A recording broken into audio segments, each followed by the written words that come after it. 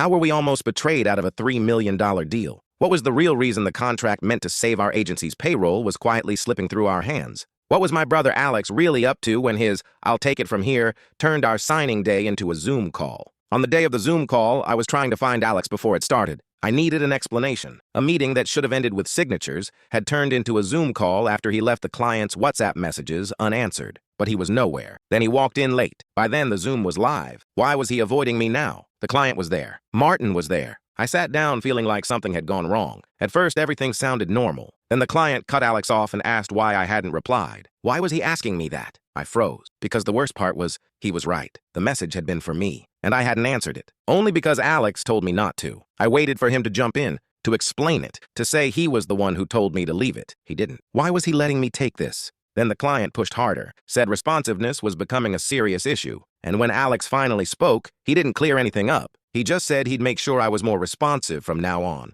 like I was the problem, like I'd ignored the client. And he was on his last week of notice anyway, like none of this would land on him. Was he really putting this on me? Then the client kept going. A few more questions, the kind Alex should have been able to answer. I'd already put more than 120 hours into that deal. I'd turned down other work just to keep this one on track. But every answer he gave was weak, vague, like he was talking to fill space. So I stepped in. I answered the next question properly, then another one. You could feel the shift. The client wasn't happy, but he was listening again. For the first time that call, it felt like I'd stopped it from falling apart. For a moment, it felt like I'd pulled the meeting back from the edge. But when Martin asked if we should sign, the client paused, then said he wanted 48 hours to think about it. That was when it landed. I'd stopped it collapsing in the room, but I still couldn't tell why Alex had let it get that close. What had Alex done to let it get this far? That was when Alex stopped making sense. Alex wasn't stressed, wasn't frustrated, wasn't even trying to fix it. This was our biggest deal, and he was acting like none of it mattered. What was Alex not telling me? After the call, Martin and I pulled Alex aside. No panic, no apology. He brushed it off like losing the deal was nothing.